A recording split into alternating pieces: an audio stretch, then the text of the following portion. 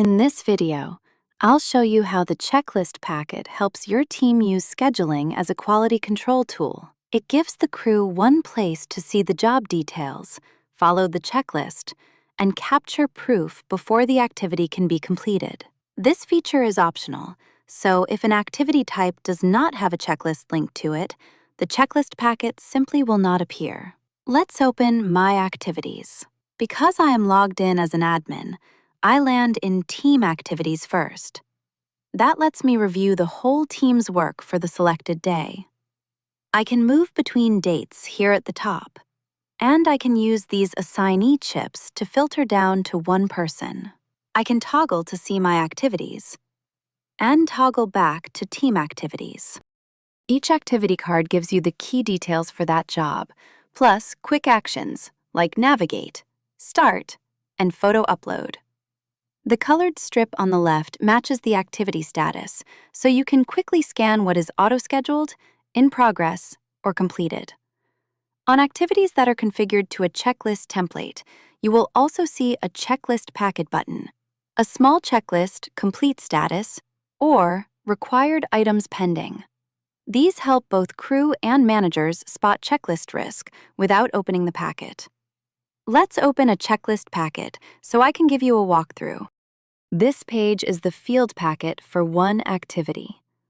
At the top, you can see the activity details and any instructions for the team. This packet can also include the work order details, job drawing, and the checklist itself.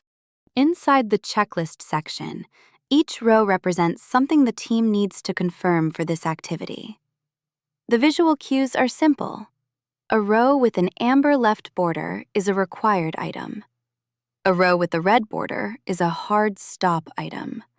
Hard stop items are the most important ones because they will block completion until they are dealt with.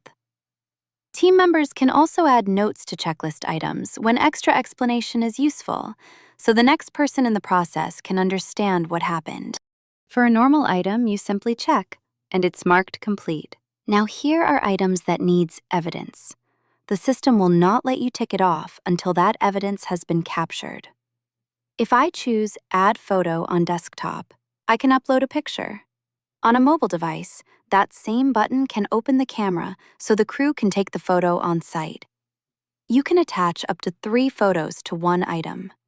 For signature items, I click Capture Signature, sign on the pad, and save it. Once the evidence is there, the item can be checked off, and that proof stays with the job record. You will also notice the material verification item. This item is automatically added to the core, install, and fabrication checklists. This is important for jobs where the crew needs to confirm the actual pieces against the job details before moving on. Here the packet shows a simple table with the group name, material, edge profile, and thickness.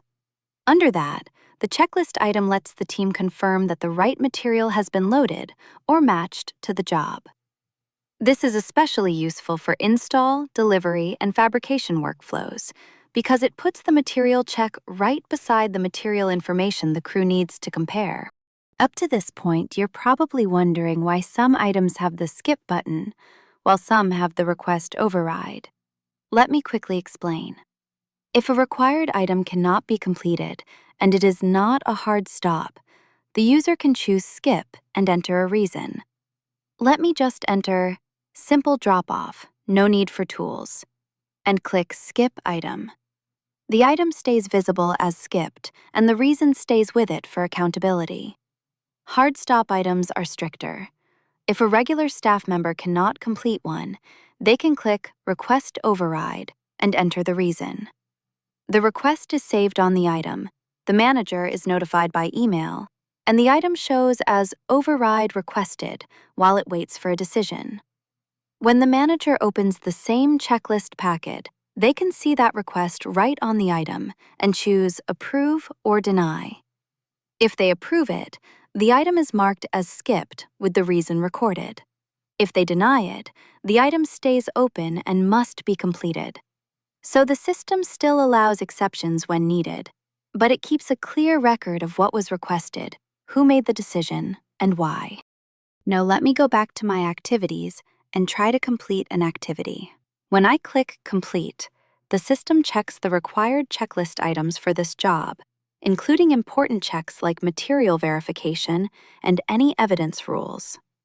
If required items are still missing, this checklist dialog appears and shows exactly what needs attention. If any hard stop items are still open, there is no Continue Anyway option, so the team has to go back and fix them first. If only softer required items are missing, a manager can still choose Continue Anyway. There is also a link here to open the checklist packet straight from the warning.